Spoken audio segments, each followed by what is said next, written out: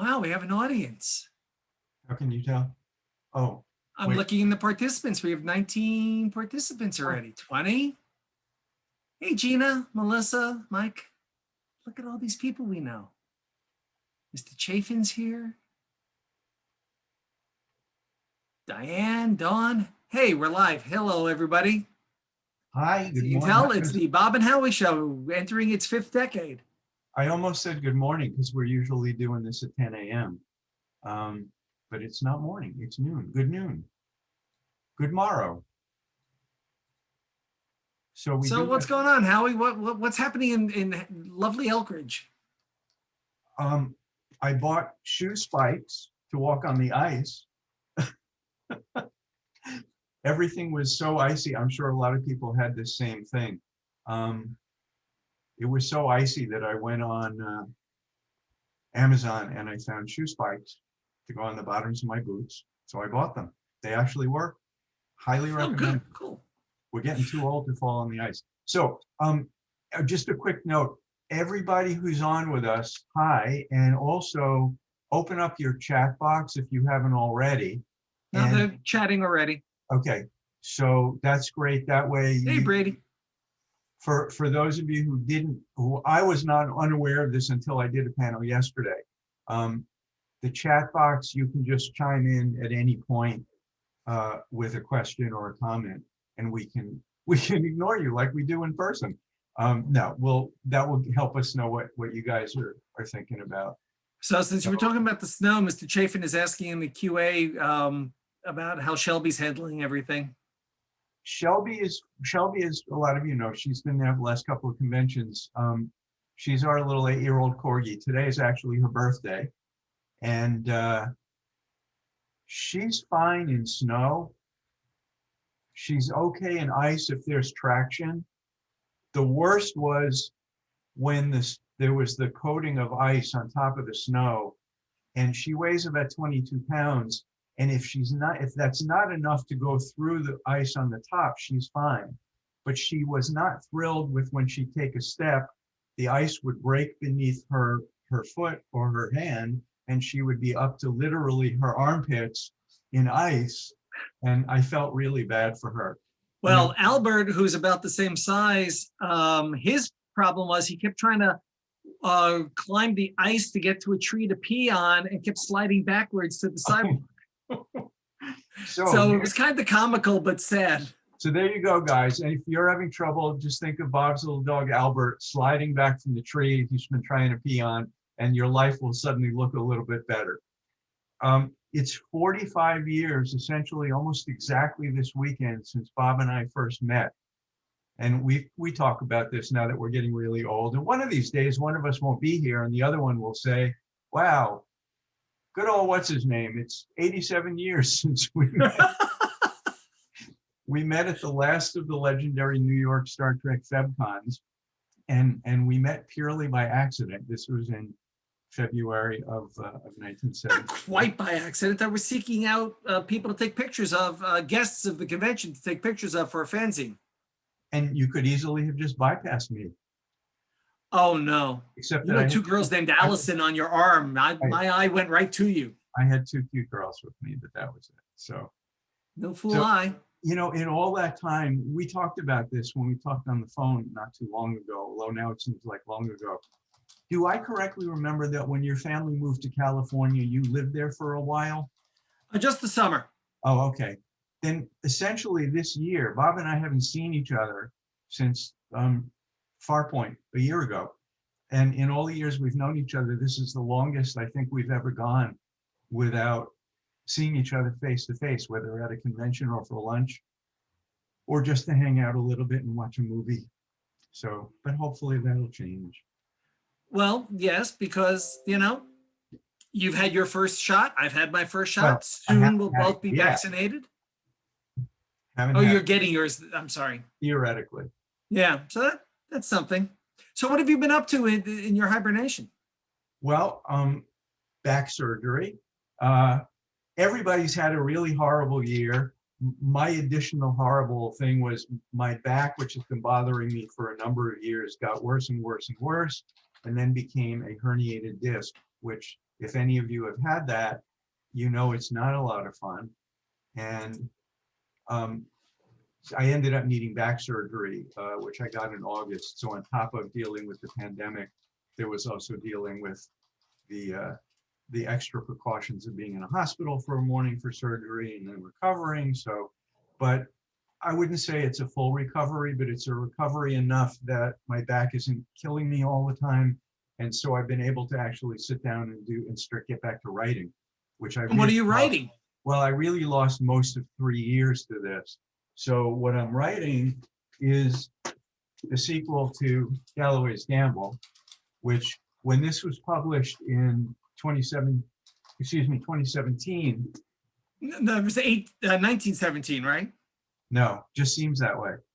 Right, even before it was published, the editors asked me, did I have any more stories that featured Jamie and Jake Galloway, my two brothers in the 1870s? And I said, yes, as a matter of fact, I did. I had 3 or 4 other stories. And I got right to work at the end of 2017 on working on this outline. And that was just before my back really started acting up. So I worked on and off on the outline during 2018. And I had almost finished the outline when things really got worse. And 2019 was kind of just a lost year. You thought 2020 was a lost year. Mine began in 2019. I know other people had similar things. Everybody's got something, so I don't want to belabor that too much. But so at the moment, I'm converting the 48,000 word outline into what will eventually be an 80 to 90,000 word novel. So at the moment, the hybrid is about 70,000 words, probably at least 25,000 of which will get dropped because they're going to get replaced by other stuff that's actually novel as opposed to outline. But it's moving along. I wish it was moving along faster, but I'm determined to finish this, in part because the longer I wait to finish this, fortunately, the editors are very patient. They understand about my back and the surgery. But unfortunately for me, friends keep dying, not of COVID. A dear writer friend of ours, Bob's and mine, and a lot of you knew him from the conventions here, Dave Gallanter, passed away from cancer in December. And I had, been in touch with Dave while his health was sort of going downhill and he knew the end was coming. And I really wanted to let him know that I was thinking of him. And I asked him if I could name a character after him in Galloway's Gamble too. So there will be a character named after him. Dave knew what I was going to do. He knew what the character was going to be. I was hoping he would, be able to read it at some point, but that didn't work out. And Dave's also added to the dedication in the book. And then another old friend of mine he was a high school teacher when I was a student, but he was only a few years older than us. When I was 17, he was probably 26. A guy named Albert Palazzo, who was a great teacher and everybody loved him. And hadn't seen him in a number, long time since I left Long Island, but we kept in touch and he really enjoyed the first book. And I asked him, before I knew he was sick, I asked him, can I name a character after you? And he said he would be honored. So there'll be a magician named Alberto Palazzo in this book. And then Al told me, my friend Al told me in the summer that he had cancer, but he was optimistic. And unfortunately, it didn't work out for him and he passed away in January. And so now I've added him to the dedication on the book. So I have to finish this book before I have to add more people to the dedication in memory of them. But I think the book's going to be a lot of fun. I'm having fun writing it and having fun doing research.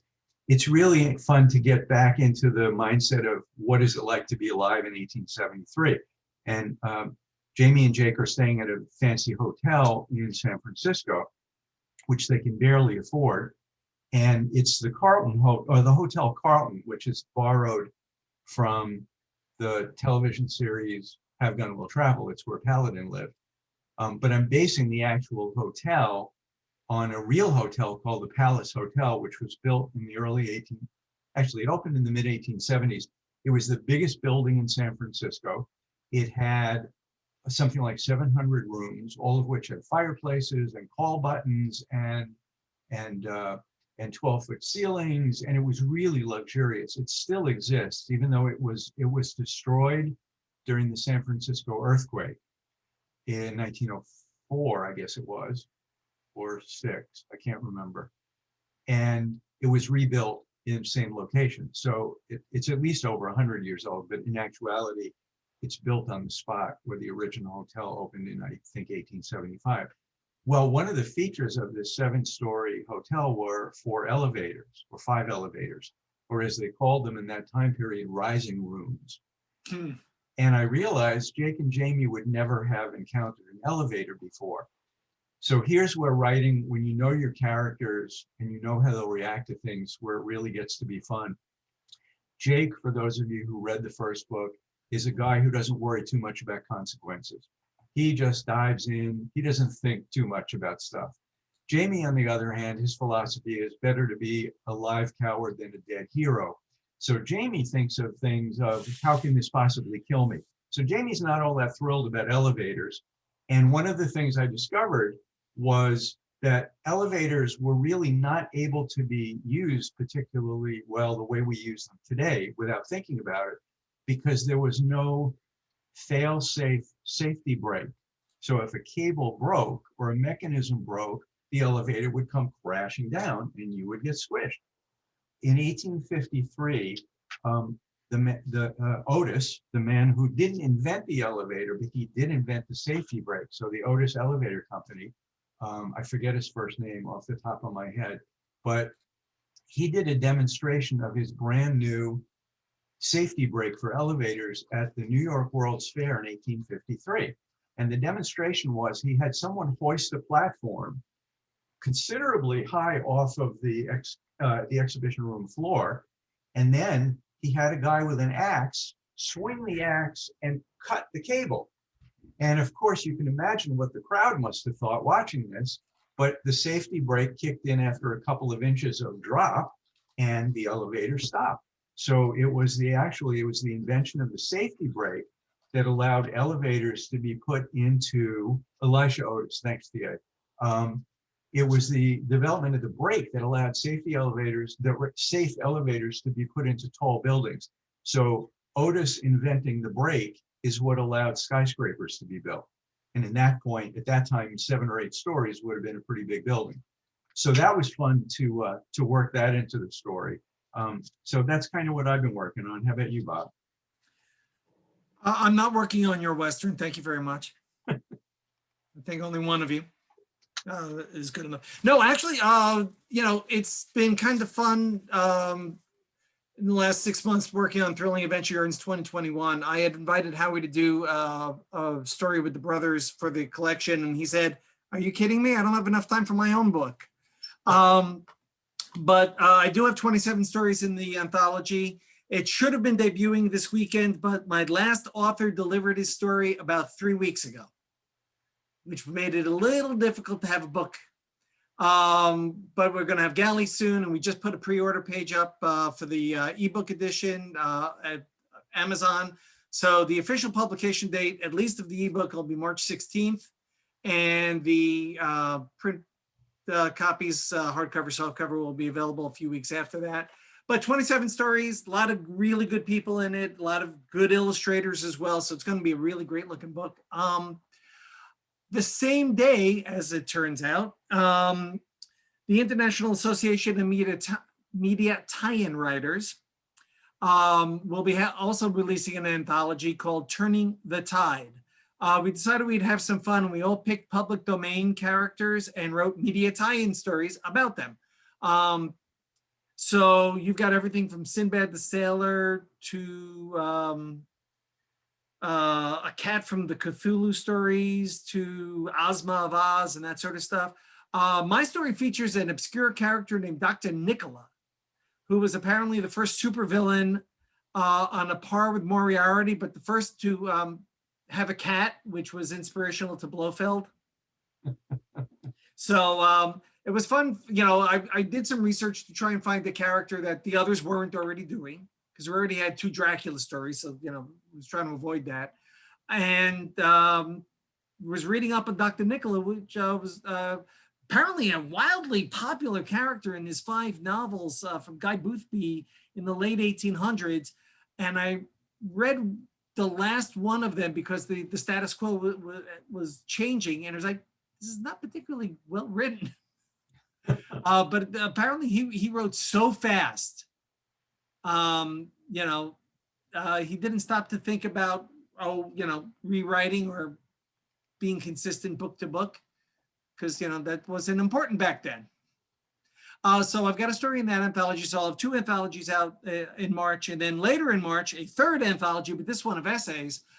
Jim Beard is doing the 2nd volume of his essays about the 1966 Batman TV series. So this one is all about the episodes in season 2. And I happen to do the last Julie Newmar Catwoman 2-parter. So I wrote that. So I'll have 3 things out in March, which is kind of fun. And right now I'm also drafting a synopsis for a project I'm collaborating with somebody on that's not announced yet, but it's interesting because I was brought in based on my work on Children of Earth, which was the book I wrote after the author, Paul Anthony Jones, passed away. So I wrote that over the summer and it came out in October. And then the publisher came to me and said, I got somebody else who needs someone like you to come in and help him finish a story. It's like, does it pay? They said, yes. I said, is it any good? They said, talk to the guy. So I did a sample chapter based on his notes. And now I'm doing a detailed chapter by chapter breakdown to make sure we're all in sync. And I'll probably have more to talk about in the next few months about this one. Plus I'm teaching. You're teaching, that's your job. How is that going? You know, since September, it's been hybrid. It's still, I've got half the kids online, half the kids in the classroom on a daily basis. And well, except Wednesdays, which is asynchronous. So we all get to stay home. So the problem is the kids who are online full time, I don't know anywhere near as well as the kids I see even just 2 days a week. And the ones I see 4 days a week, I know best. And it's been tough on my freshmen because they don't know each other yet. They're not coming together as a class. We're making the best of a tough situation. It's not ideal. And to Mike Winter's question, yes, my honors freshman just Thursday started Ready Player One. So geekdom for the next 6 weeks. So that'll be fun. I think that was the question. Yep. Okay. So, you know, that's what school has been. It's been weird, you know, because half the time I'm standing in front of the camera and the other half of the time I'm running around the classroom so that the kids in class can answer a question that the kids at home can hear because I've got a headset. So I have to like hand them the headset so they can speak into the mic and then run back.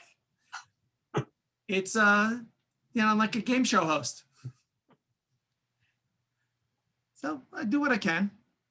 And the rest of the time I'm doing this stuff, plus my HOA work, plus, you know, trying to spend time with Deb collapsed on the couch.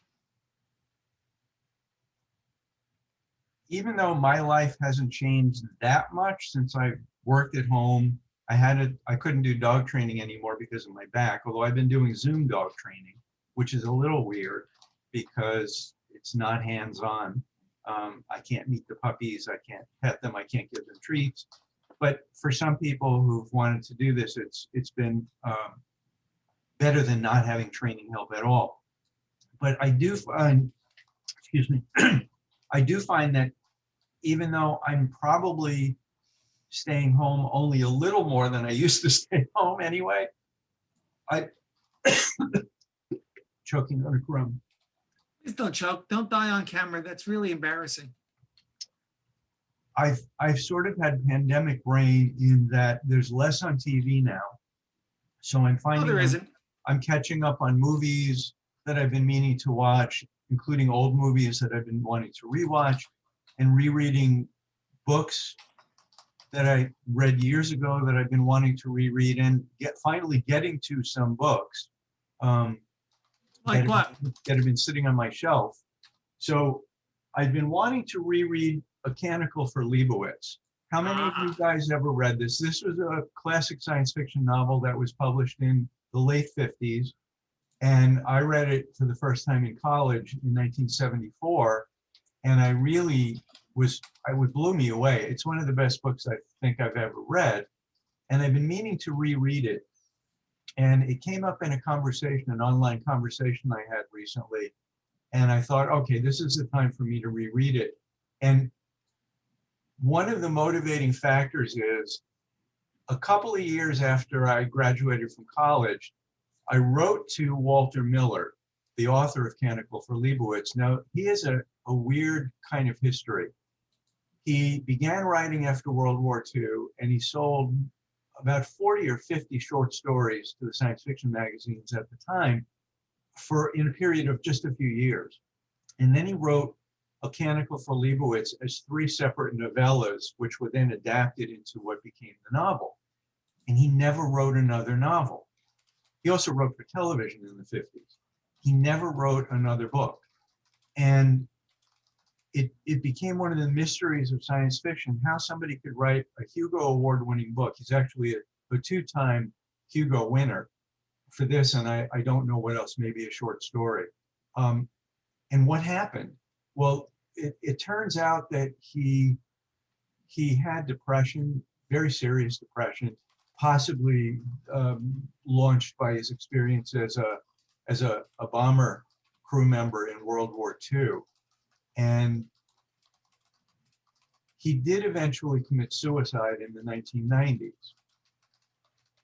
But I had written to him in 1976 at the beginning, first time, because I wanted to know if anybody had ever, I was so impressed with this, I wanted to know if anybody had ever approached him about converting or adapting A Canticle for Leibowitz into a movie or a TV miniseries.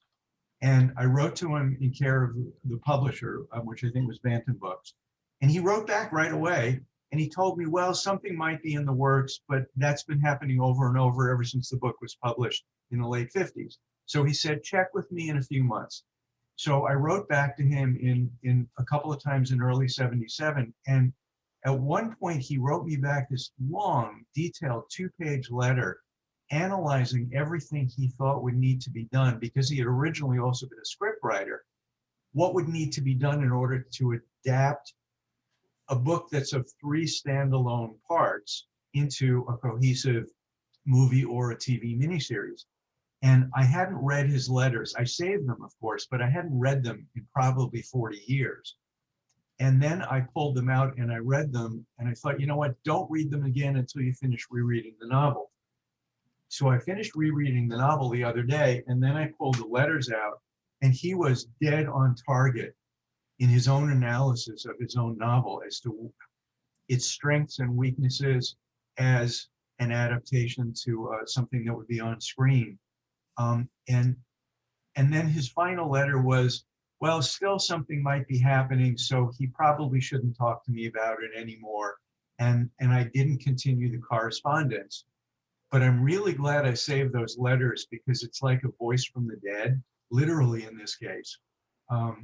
And finding that his own analysis was so on target and so sharp. And he and I basically agreed.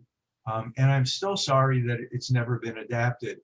Now that we have Netflix and Hulu and Amazon Prime and various other streaming platforms, that would be an ideal avenue for adapting A Canticle for Leibowitz, because it is a standalone story.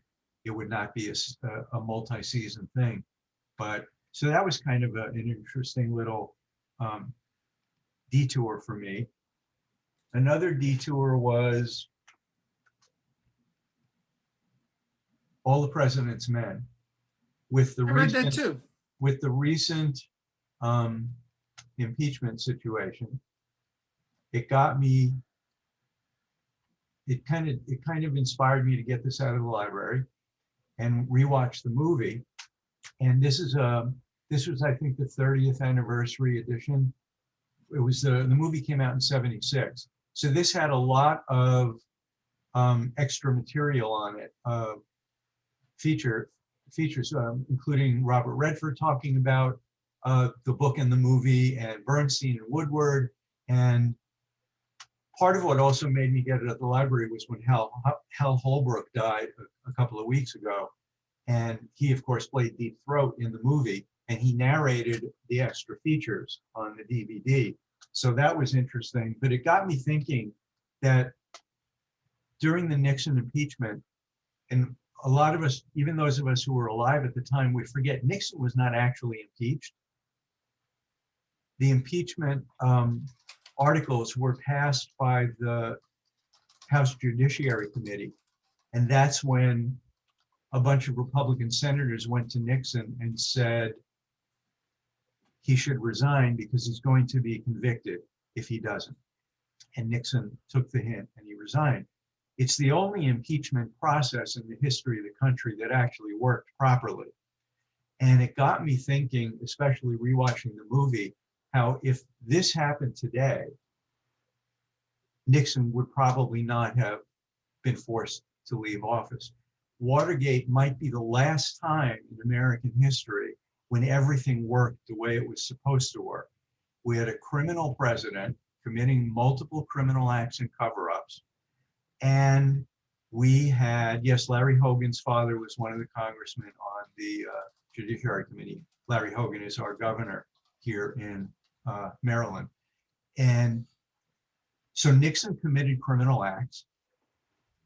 Dogged young reporters whom nobody knew dug into the story, found the tiniest little thread, and kept pulling at the thread until they unraveled the rest of the story. And then the Senate Select Watergate Committee investigated Watergate and the alleged crimes that the president and his men had committed.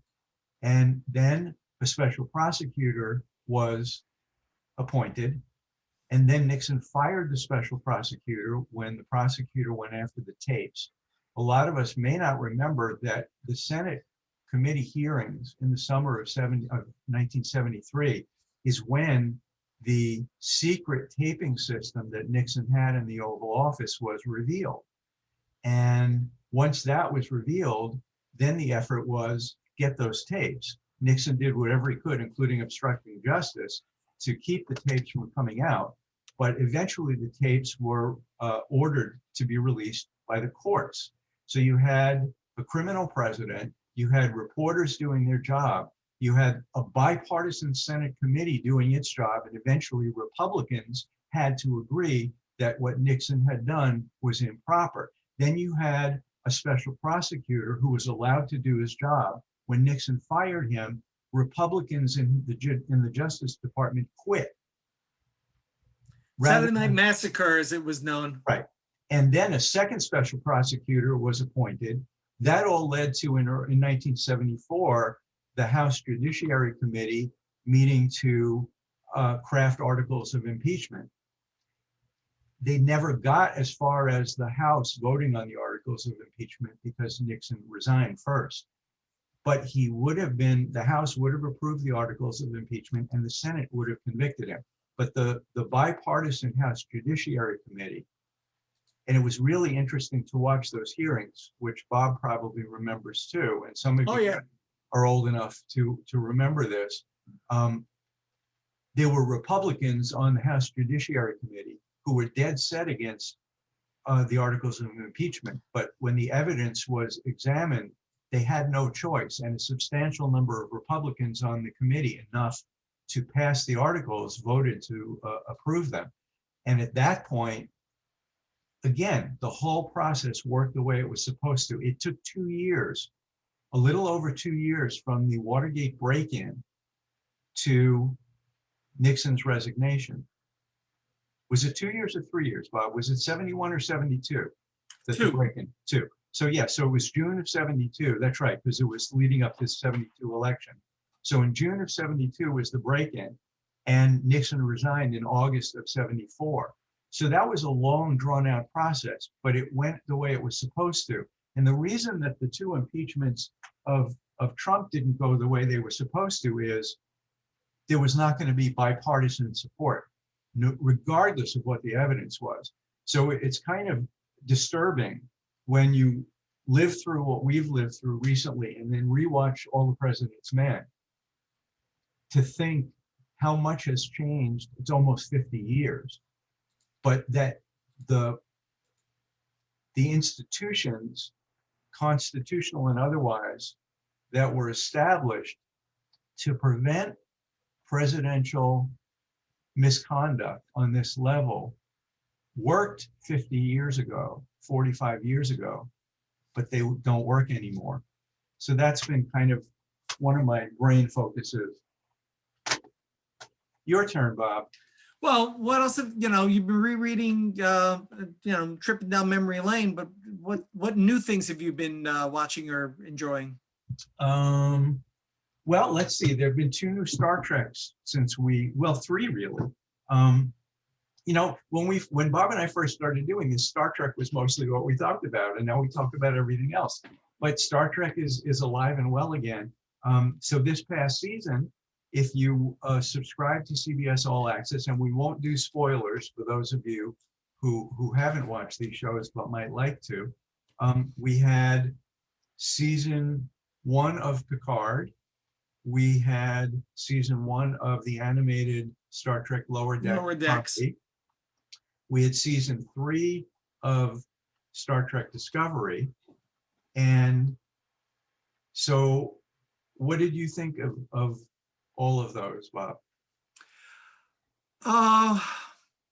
Like Picard, I really am getting very tired of Picard versus the Federation or Starfleet Command, because he's always right. They're always idiots and they should learn from their mistakes, but they never seem to.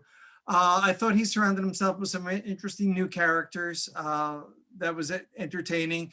The episode revisiting Riker and Troy was very entertaining.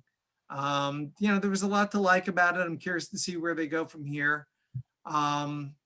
Season 3 of Discovery, a little uneven at first, but once everything started to come together, I thought it was great. I really liked how the season ended, setting up the 4th season. Lower Decks was way too chaotic, way too frenetic, and had the exact same final episode as Picard, which was disappointing. It was the same plot, same resolution, I should say.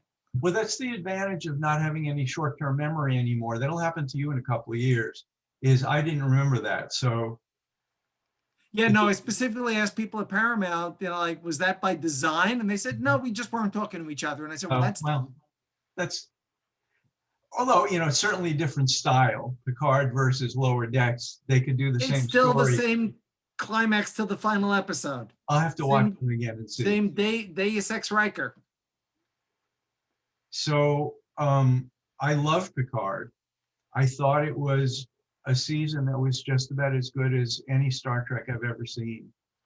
I love that.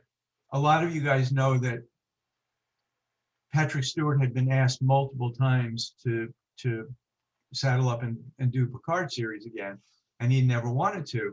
This time they made him executive producer, and he was clearly involved in the story development. And he must have insisted, no, this Picard can't be the same Picard that I was 15 years ago. I'm older, he's older, and I want to play him like a depleted old man, which he did. There were weaknesses in him. You could see there was the same fire. He wanted to be able to do the things he used to do, but he, on one level, on the other level, he recognized he couldn't anymore. So there was anger and bitterness and frustration, and all of that made him a really interesting not a new version of the character, but an evolution of the character. One of the things we talked about in the panel yesterday on reboots, why do a reboot of an old movie or series? And one of the things that I came up with was, if you can do something new and different with the character or characters, then that's worth doing a reboot. if you're going to have the same characters do the same stuff they did before, that isn't worth doing. So I really loved the way Picard was portrayed in the scripts and Patrick Stewart's acting. I love the crew that he puts together for his mission. I'm a big fan of Santiago Cabrera, who plays the captain of this scruffy little ship that Picard recruits to be part of this mission in the first season of Picard. And Santiago Cabrera was in one of my favorite series of the recent last 10 years or so, the BBC American Musketeer series, in which he was one of the four Musketeers. So I was really happy to see him in this. And I thought the whole cast was great. I thought all the characters were interesting. They all had their own points of view. They were all well developed. And I thought it was very well written. One of the things that struck me, and maybe because, and I'm going to mispronounce his name, is it Michael Chabon or Chabon? I don't know. He's a novelist. He's a well-known novelist. I think he's a Pulitzer Prize-winning novelist. I believe so, yes. So he was the showrunner on this. I don't know, other than the fact that apparently he's a huge Star Trek fan, I don't know if he's ever done television or visual media before. But to me, the feel of Picard was each episode was like reading a chapter in a novel. And it told its own segment of the story and then kicked you into the next chapter.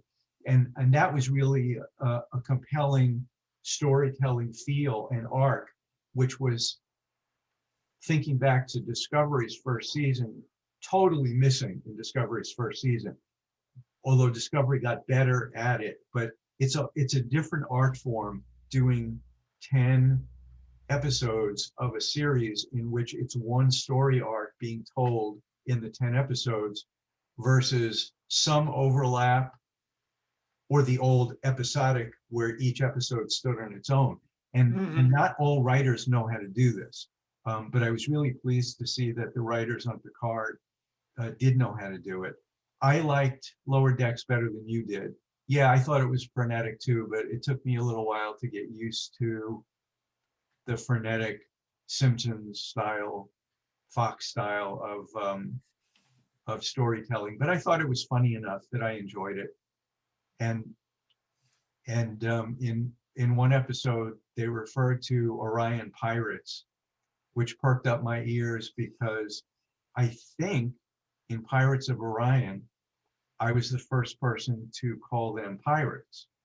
And I don't know if they've been referred to as pirates the other times that Orions have been used in the other Star Trek series. I do know that it appeared to me anyway, that the people putting together Star Trek Lower Decks were ready to pay a little bit of homage, a salute, tip of the hat to the original animated series. And calling them pirates was one thing, using that reference. And also in one episode, they actually showed them looking at a screen image, which used the cast as they appeared in the original animated series. So I appreciated that anyway. They didn't do it for me, but it was nice to see. Oh, sure. I liked season 3 of Discovery. I did something interesting. I don't know how many of you guys who are on this with us today have seen Discovery, or if you hadn't seen it before, how many of you might have watched the broadcast version of Discovery season 1 that CBS ran through the fall and into the winter. I wanted to watch it again because I wanted to see if what I liked and didn't like the first time I saw it when it was on 3 years ago, if I felt the same way. And I was watching it concurrently with watching season 3 of Discovery, which was only one episode per week. So the comparisons I thought were sort of instructive. I could see all of the flaws in Discovery's first season, and they were as glaring as I thought they were. But because I knew they were there, I paid less attention to them. So I actually enjoyed watching season 1 of Discovery more than I did when I watched it the first time that it was on. And it also helped me see how far they've come in terms of the writing, especially, and their comfort with characters and character development. That probably has a lot to do with the change in showrunners, so Yeah. the emphasis changed. Yeah. Unfortunately, Star Trek series first season seemed to be chaotic. You know, we always say, people keep saying that, but there was no excuse for that with Discovery because it was gestating for 3 or 4 years. And I don't care how many times they change showrunners, that's part of the process. If you have 3 or 4 years to develop a show, it should run really smoothly by the time you finally air it. But everything was built around Bryan Singer. And then Bryan Singer was getting involved in American Gods, and he took his eye off the ball, and he kept asking for things that seemed to irk everybody else on the production staff. So it was not a good working environment, I gather. Well, I'm glad they picked it up and did it better. And now we have one of the best things to come out of Star Trek Discovery Season 2, which was the season, this is not giving away anything, so don't cover your ears. It featured Pike and Spock. And of course, when we had Anson Mount, who played Pike, and Ethan Peck, who played Spock in Season 2 of Discovery, we had them at shore leave the last time we were able to have a live shore leave in 2019. And I was moderating their talk on Saturday, and I kind of with a smile said, I know you can't answer this, but I have to ask you the question everybody in the room wants you to answer. Have you already signed contracts to do a Pike Spock standalone series? And they both sort of, rolled their eyes and looked at the ceiling and said, yeah, we can't talk about that. But it was already pretty clear that was probably going to happen. And now, of course, we know it is actually going to happen. They're about to start production? Yeah, I think in the next week or so. So that's cool. And that a lot of people, even if you had no interest in Discovery or you watched it and you weren't thrilled with it, the new series is going to be Strange New Worlds. And I bet fans who were hoping for more from their point of view from Discovery are going to be enticed into watching Strange New Worlds. Because those are two characters we really don't know a lot about. Obviously, we know plenty about Spock, but not during that period of his life. And really, we don't know much about Pike at all. So it will be really interesting to see how that series develops. I'm looking forward to that. For those of you who don't know, I know we talk about this every time. If you don't want to subscribe to CBS All Access or what is about to become called Paramount Plus, they almost always offer, like most of the other streaming channels, they almost always offer a free week or a free month. The free week almost always becomes a free 2 weeks or 3 weeks or 4 weeks. The free month almost always becomes an extra month after that, because it doesn't cost them anything. And what they're really hoping is you'll forget that you have to opt out. Because when you sign up for your free month, you do have to give them your credit card or payment information. So you have to remember to then cancel that. And I'm sure their marketing people have figured out half the people who sign up for the free month, if we string them along long enough, they'll start paying for it. But in any case, what that means is if you schedule this right, and now these 3 Star Trek series are all complete for whatever seasons have been done. So if you want to binge watch 1 or 2 of them, you can easily do that in a free week or a free month. 10-minute warning, okay. But yeah, I always like to mention that because not everyone knows that. So there was a question about have we gone back to rewatch TNG season 1, and I certainly haven't. I don't think I could stand it. Probably. There were probably 2 or 3 episodes which would be worth watching. Yeah. But yeah, I just don't. I just remember those first 2 seasons as being so awful for the most part. Yeah, really, until you get to Measure of a Man in the 2nd season, the show really doesn't start showing its promise and potential. What do you guys think about Star Trek Prodigy? Know about Star Trek Prodigy? That's the one with Catherine Janeway as an animated character. Only what you see online. Oh, okay. I didn't even know about it. Yeah, she's already committed to being in the second season. So there's, yes, the famous Okona. Okuda's somebody else, and he's fabulous too. But yes, the outrageous Okona from TNG season 2 with Terry Hatcher, I think it was, will be a character in Prodigy. I believe it is. I'm nothing against the character of Janeway, but I don't have any great affection for Voyager, so I don't know that I'm even that interested. There's only so much time to go around. Let's see, Michael. That's my problem. There's Deb and I. There's so much out there on all the various streaming channels and the library and broadcast TV that our patience for shows that aren't connecting with us is thinner. So like we just tried the Luminaries on Stars. We saw the first episode and we're like, we're not sure about this one.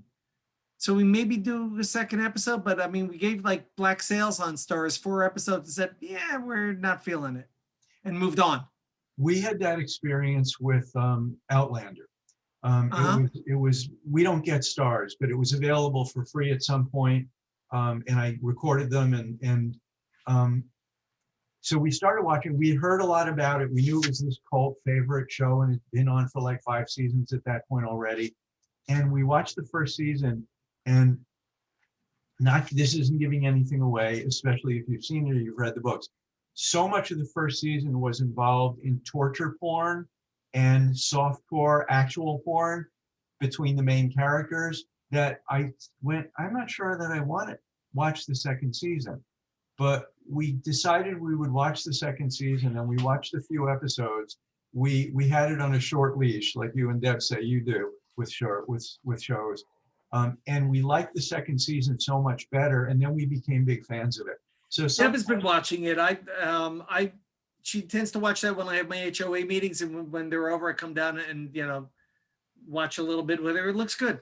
I would recommend it. Again, keep that in mind about the first season, but it does get better. I mean, a lot of people love the first season, or there wouldn't have been a second season. But we liked it much better afterwards. It became much more a character-driven show, and you really do like the characters, and the locations are interesting, and it's just a really well-done show. The fact that each season, there's like 13 to 15 or so episodes per season. Each season begins a new story arc, and they do it in a really good way. It certainly follows on what happened before, but it changes. The season changes from one to the next. The background, where they live, what they're doing, what they're involved with changes so much that it's like a whole new series almost, except that you're continuing the characters that you like. So we enjoyed that. I did find out, while we're talking a little bit about TV and movies, I found out something very, very disappointing to me. Over the years, I've talked about when I started writing historical fiction, Susan and I went to Arizona twice in 2013 and 2014, and we visited on both occasions a working movie and TV studio called Old Tucson Studios, which is near Tucson, just outside of Tucson. It's been in existence since 1939. Hundreds of Western movies, television shows, commercials have been shot there, and they turned it into a theme park about the Old West and about the history of movies about 40 years ago as a way of keeping it going when they weren't shooting anything there. And unfortunately, due to the pandemic, they were getting so few people there because no one was traveling, and they eventually had to shut the place down for an indeterminate, possibly forever. I only found this out today. They closed it down in September, and its future is in doubt. So I was really disappointed about that. It was one of the most fun places I've ever visited, and it was the kind of place that obviously we went back to because there were things we didn't get to do or see. And also we struck up conversations with people who worked there the second and third times that we visited. And it really was a driving force in my writing Galloway's Gamble. It really energized being able to walk onto a Western street where you literally feel like you've walked through a time portal into the 1870s, because there's nothing modern around it. It's located in between national and state parklands outside of Arizona. And it's not like New York. Bob and I, and any of you who may have lived in a metropolitan area know, when you've got a major metropolitan airport near you, airplanes fly over all the time. And out in Arizona, there's nothing that can clue you in once you turn your back on the parking lot that you're not in 1873. And so, in fact, the cover of Galloway's Gamble is a photo. It's based on a photograph that was shot at Old Tucson Studios. I didn't know it when I picked the photo for the cover, but I found this out later. So I'm hoping that somehow they find a way to revive Old Tucson once the pandemic is over. But that was kind of disturbing to me. So we've got a few minutes left. Let's see, we got a 5-minute warning. Let's see, Kevin Dillmore. Hi, Kevin. Your sister worked for a number of years in the HR department and was there for the fire at Old Tucson, right?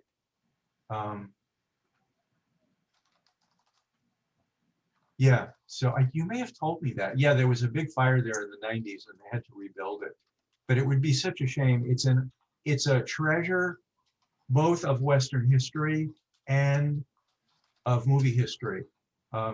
John Wayne actually was a co-owner of the studio in the 50s and early 60s and shot a lot of his movies there. So there really is a lot of history on those streets. So let's see, in the last few minutes, Bob, what do you got?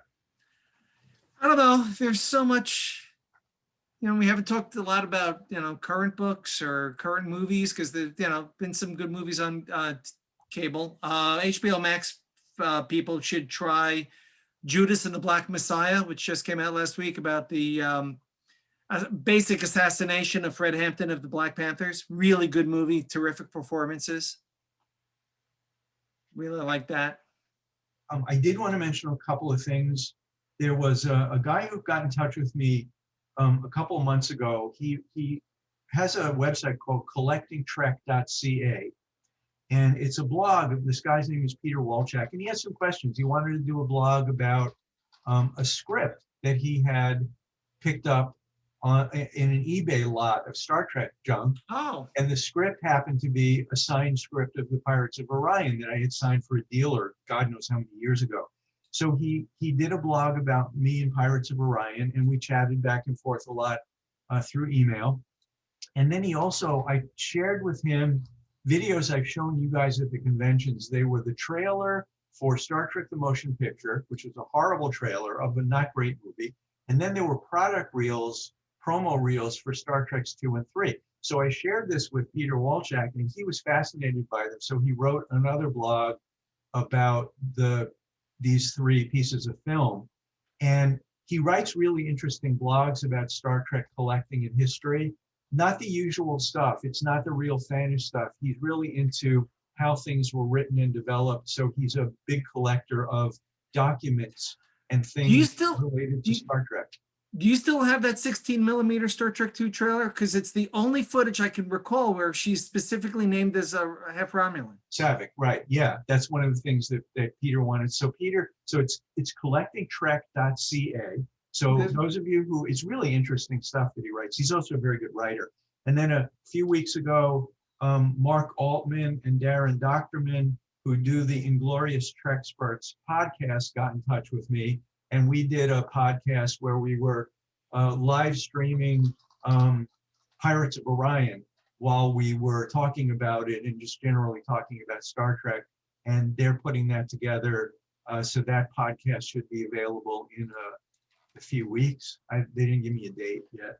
So I just wanted to mention those 2 things, which will kind of pop up out of nowhere that got me reminiscing about the old days. Which is, kind of what you do when you're old, right, Bob? Yeah, well, you should get that 16mm footage converted to video. I haven't digitized. Oh, do you? Yeah, I don't even have the 16mm anymore. I got rid of it. which was probably stupid. I probably should have kept it.